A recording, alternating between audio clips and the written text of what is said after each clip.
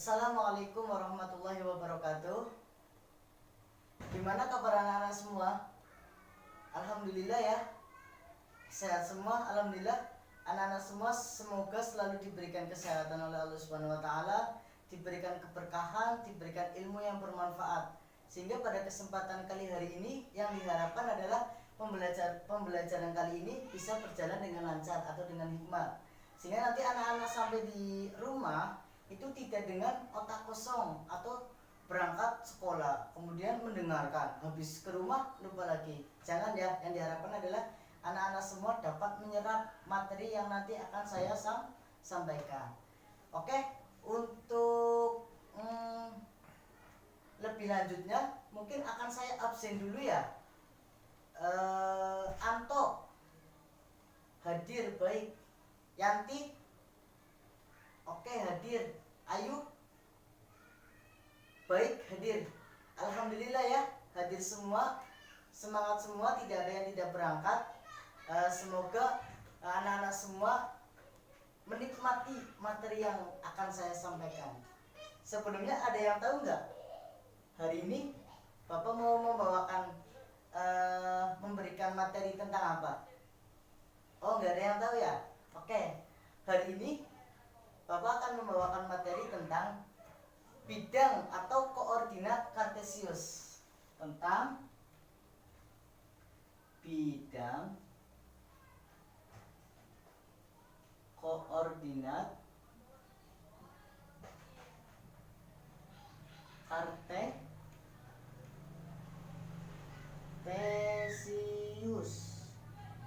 Akan membawakan bidang atau koordinat kartesius. Sebelumnya anak-anak ada yang pernah dengar nggak apa itu koordinat kartesius? Atau mungkin pernah dengar dari kakak atau dari teman yang lebih dewasa yang mungkin sudah lebih dulu menerima materi ini. Oh, belum tahu ya? Oke, saya jelaskan bahwa koordinat kartesius ini itu digunakan untuk menentukan objek titik-titik pada suatu bidang yang digunakan menggunakan bilangan yang biasa disebut adalah koordinat X dan juga koordinat Y. Sebelumnya misalkan saya kasih contoh ya, manfaat dari koordinat kartesius ini dalam kehidupan sehari-hari adalah anak-anak tahu nggak peta, bentuk peta itu seperti apa? Tahu ya, peta itu kan menggambarkan di situ ada tuh misalkan peta Indonesia itu ada provinsi-provinsi yang ada di Indonesia, kota-kota yang ada di Indonesia, misalkan Sulawesi, Kalimantan, di situ ada tanda titik dan sebagainya. Begitu juga dengan ketika seseorang itu mengirimkan surat terhadap seseorang lain atau orang lain, itu kan pasti memerlukan yang namanya tujuan yang akan dituju atau alamat yang akan dituju. Nah itu dalam peta itu terdapat garis lintang dan juga garis bujur. Itu yang akan salah satu contoh dari koordinat kartesius dalam kehidupan sehari-hari. Saya kasih contoh, saya ada ini alat peraga, yaitu diagram kartesius. Di sini udah ada gambarnya ini, udah ada garis-garisnya. Tadi saya sebut bahwa ada yang namanya koordinat X dan juga koordinat Y. Mana yang namanya koordinat X dan mana yang namanya koordinat Y? Yang dinamakan koordinat X ini atau sumbu X ini yang berbentuk horizontal atau mendatar. Kemudian yang dinamakan sumbu Y mana? Sumbu Y itu ini. Sumbu Y ini. Sumbu Y itu berarti vertikal atau menjulang ke atas. Saya kasih contoh penggunaan alat peraga ini adalah untuk mempermudah kalian dalam mempelajari koordinat kartesius. Sekarang kita memasuki materi yang pertama, yaitu posisi titik terhadap sumbu X dan sumbu Y. Jadi nanti kita belajar menentukan suatu titik itu jaraknya seberapa terhadap sumbu X dan juga jaraknya seberapa satuan dengan sumbu Y. Saya kasih contoh, misalkan kita punya titik di sini. Saya punya titik di sini. Titik tersebut saya namakan dengan titik A. Nah, untuk mendeskripsikan suatu titik itu biasanya pada nilai X itu kita sebut absis, kemudian diiringi atau disertai dengan sumbu Y atau nilai Y yang disebut ordinat, sehingga formatnya seperti ini, X, Y. Dengan begitu format ini itu tidak mungkin terbalik-balik. Karena apa? Format ini sudah memang seperti ini formatnya, tidak boleh misalkan X-nya di belakang, Y-nya di depan, itu nggak boleh. Mari kita cari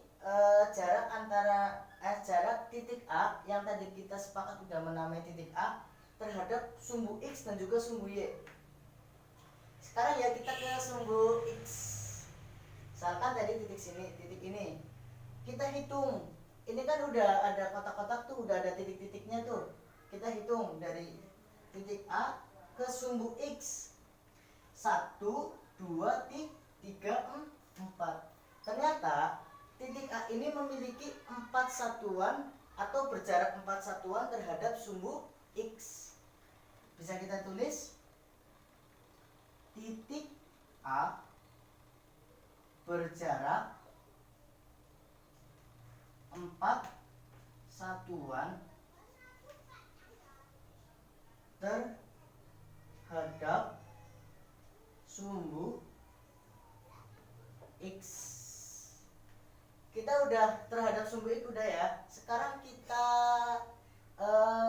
cari lagi berapa jarak sih antara titik A menuju ke sumbu Y. Mari kita hitung sama-sama. 1, 2, 3. Ternyata memiliki 3 satuan dan berjarak 3 satuan terhadap sumbu Y. Jadi bisa kita sebut bahwa titik A adalah berapa? 1, 2, 3, 4. 1, 2, 3. 3, 1, 2, 3, 4,4. Kenapa ini positif? Kenapa positif semua? Tidak ada salah satu yang negatif atau mungkin negatif semua. Saya jelaskan ya bahwa titik ini itu berada pada kuadran 1. Ada di sini kan ada di alat peraga ini ada kuadran 1. Ini daerah kuadran 1. Ada kuadran 2, ini daerahnya. Kuadran 3, kuadran 4.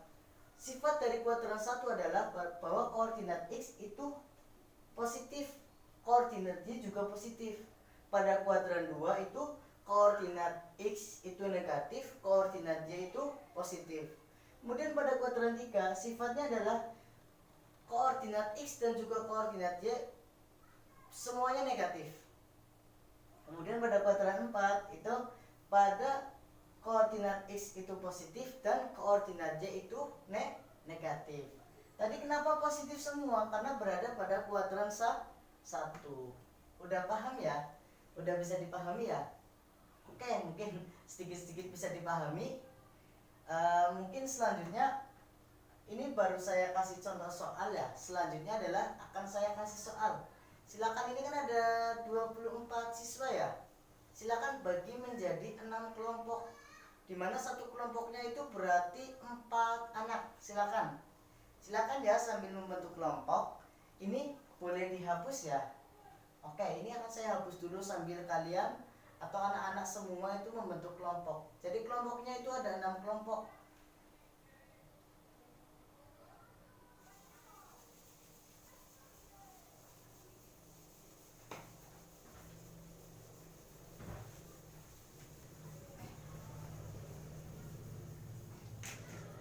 Baik, udah ya. Oke, udah. kasih atau kasih soal.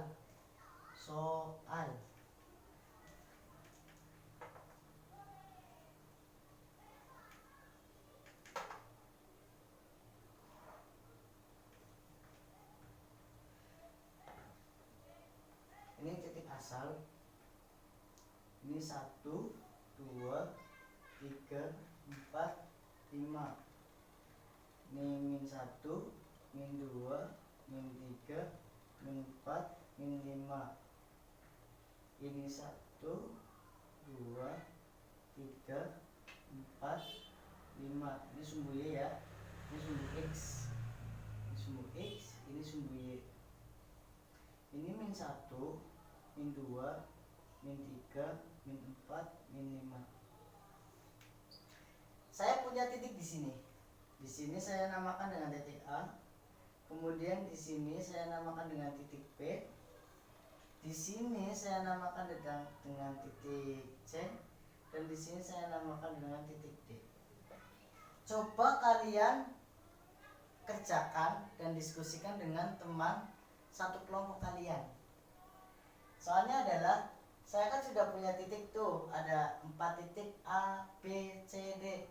Silakan kalian tentukan kayak tadi, titik A itu berapa jarak terhadap sumbu A, dan berapa jarak berapa jarak terhadap sumbu X, dan juga berapa jarak terhadap sumbu Y. Kemudian nanti kalian tentukan atau deskripsikan bahwa titik A itu adalah berapa, misalkan ini berapa, misalkan B berapa, C berapa, dan D berapa, gitu ya.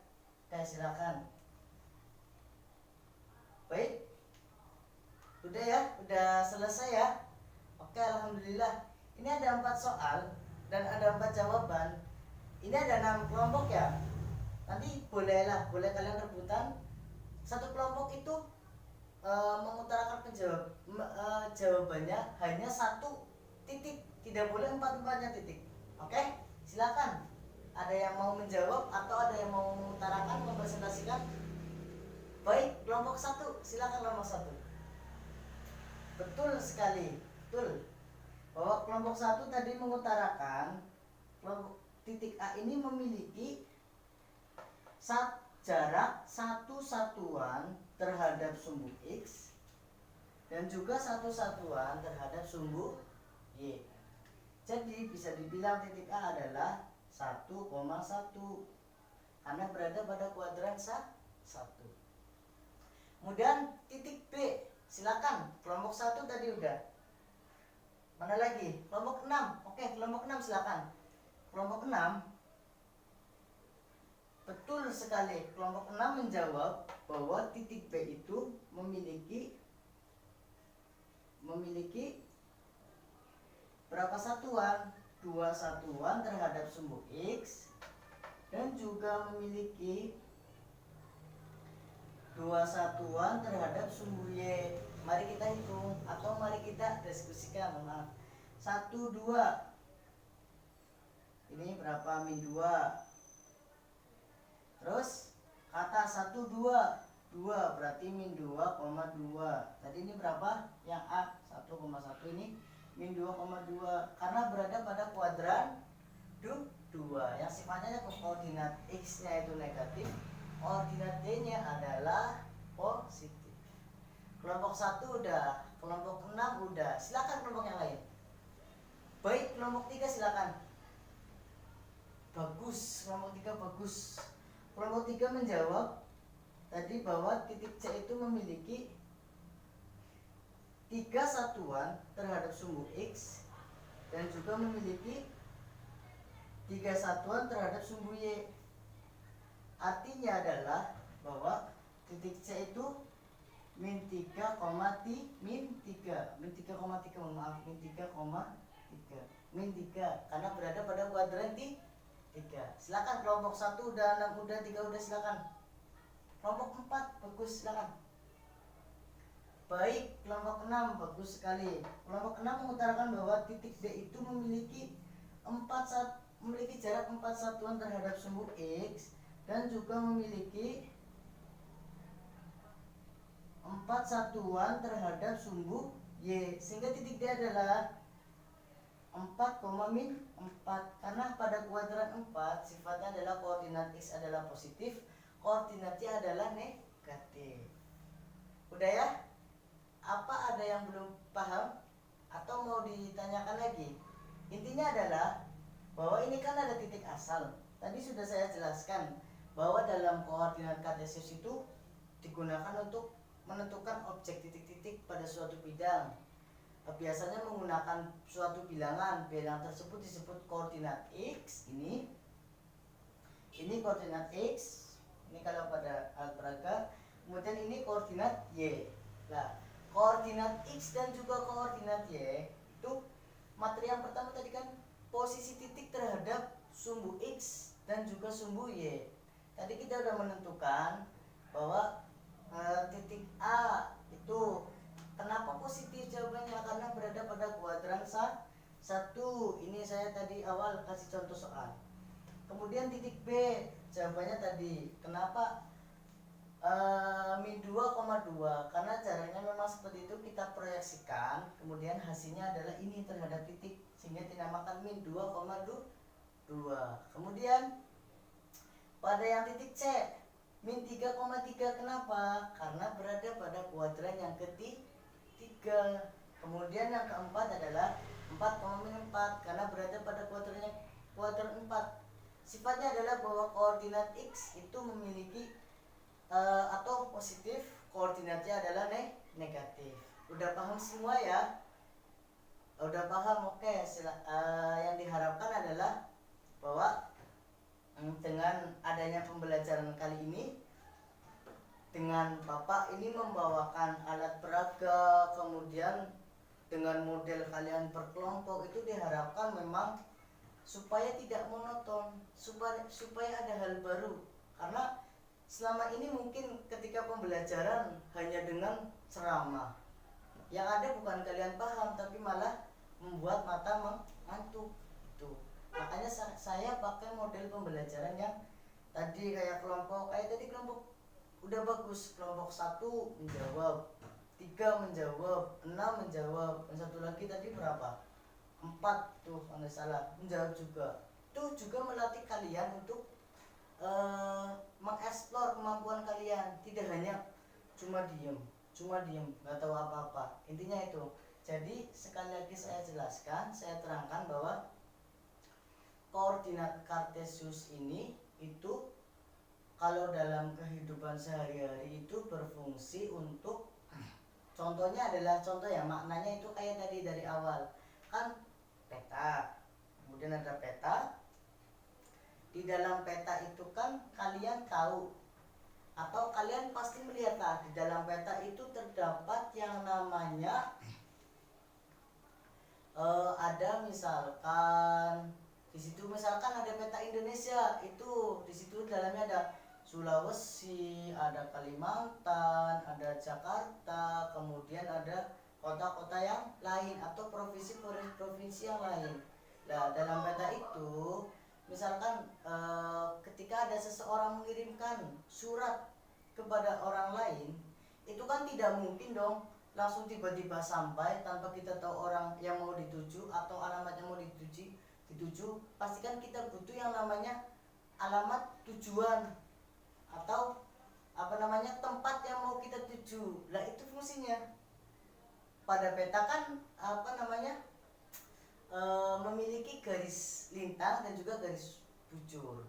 Itu adalah salah satu makna dari pembelajaran kali ini, yaitu tentang koordinat kartesius. Yang diharapkan adalah pada pembelajaran kali ini anak-anak semua bisa menyerap dengan baik dan juga bisa dipahami. Mungkin untuk memperdalam pengetahuan tentang bidang kartesius atau koordinat kartesius, silakan anak-anak bisa buka atau bisa buka buku paket pada Kementerian Pendidikan dan Kebudayaan Republik Indonesia tahun 2017 pada halaman 46. Ini silakan kalian nanti bisa dipelajari di rumah sekaligus buat PR pada halaman 48 yang tabel 2.1 jarak titik terhadap sumbu X dan sumbu Y. Nanti kalian bisa baca-baca, bisa dipahami kembali lebih lanjut bagaimana tentang koordinat kartesius. Karena di sini terdapat juga materi-materi selanjutnya, mungkin nanti akan kita bahas ke pertemuan selanjutnya. Udah ya, itu ya. Mungkin dari saya itu, kurang lebihnya mohon maaf. Assalamualaikum warahmatullahi wabarakatuh.